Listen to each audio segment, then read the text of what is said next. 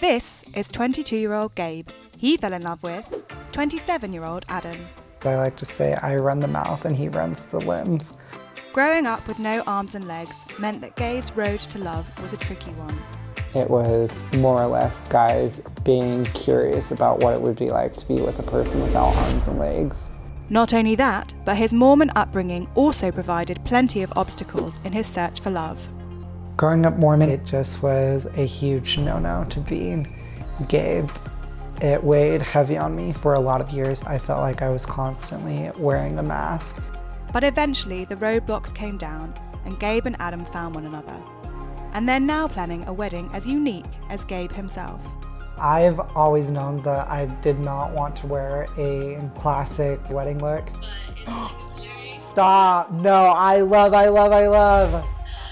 Oh my goodness.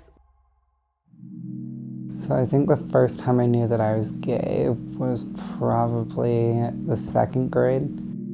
This new kid came up and I was like, oh, he's kind of cute. But then I was like, wait, boys shouldn't think that other boys are cute. Gabe was adopted from Brazil as a baby by a Mormon family in Utah. I was born with Hanhart syndrome. It ended up leaving me without arms or legs. Growing up Mormon and being gay was really, really hard because my dad was really big in the LDS church as a seminary teacher, and it just was a huge no-no to being gay. I would sneak out to go on dates, and you're probably thinking, how does a kid without arms and legs sneak out to go on dates? Well, it's really not that hard. Is that one with your mom? I definitely was closeted back then. Well, Hubba. oh, I was definitely still closeted. But you're in that still one. closeted in that one too. Mm-hmm. Not being able to be open about his sexuality when he was younger also led Gabe to struggle finding a boyfriend to treat him the way he wanted. My date that I'd go on back in those days, it was more or less guys being curious about what it would be like to be with a person without arms and legs. Sometimes they were actually really nice guys, but there were a lot of other times where they would try and do something that was definitely not what I wanted, and so left me a little damaged. I was closeted in that. That was my senior year night of graduation.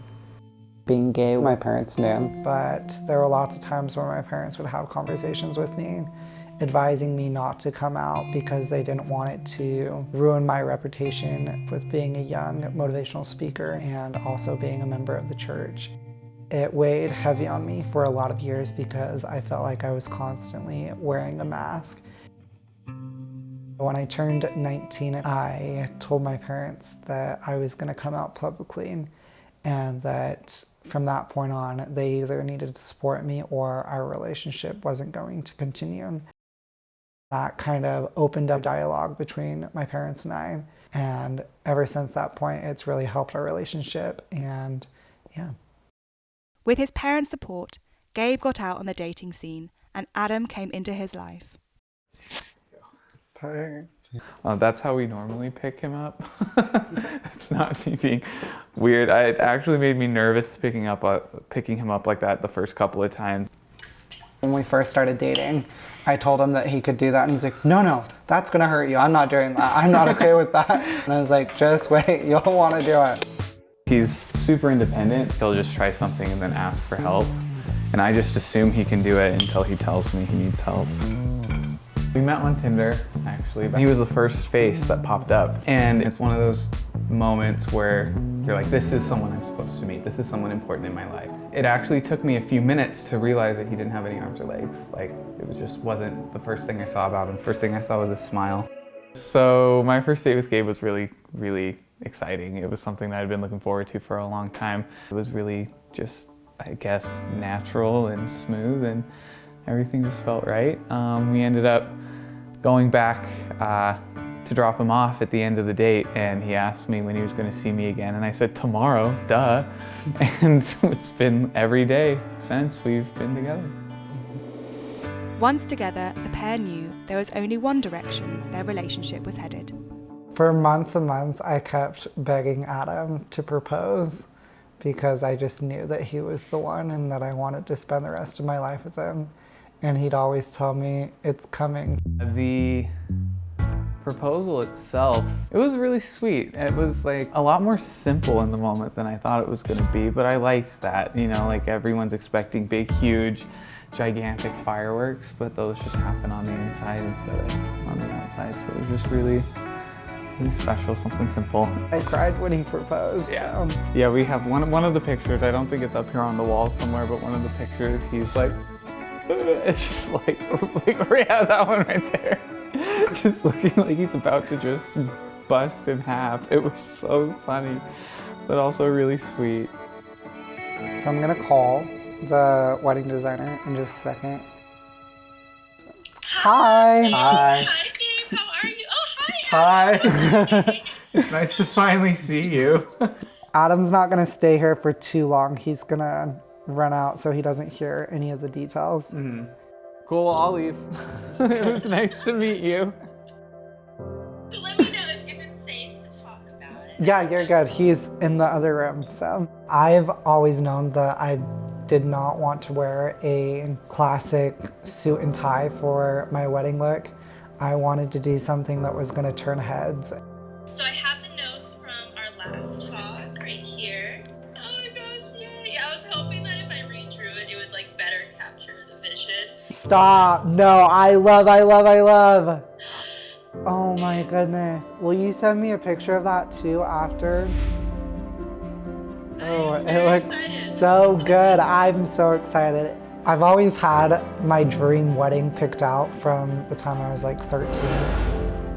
When it comes to wedding planning, I don't really have a whole lot that I wanted, and so we're just kind of letting Gabe take the reins. I think the dynamic of Adam and I's relationship is kind of funny because I like to say I run the mouth and he runs the limbs, and that's what keeps us going because I'm really feisty.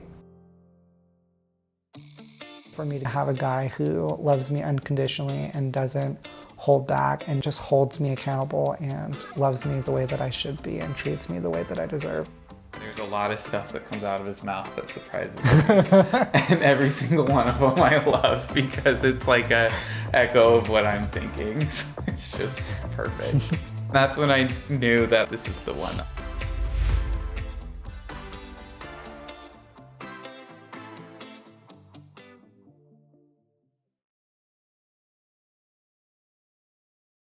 People leave nasty messages. You're a pervert, there's something wrong with you. Yeah, that hurts. I feel like they're hurting your feelings, they're hurting you. People perceive us as weird as a couple because we don't follow the regular status quo. You know, what the hell is she doing with that little old wrinkly, ugly dude? She must be cheating on him. There's a lot of people that will bash us at any chance that they possibly can. It's so unbelievable that she's together with me that there's no way that she's a real woman. There's no way this could be real, so she must be in danger. You're too short and he's too big. People just don't get it. He's crazy. He lost his mind. What's wrong with him? It never deterred me one bit.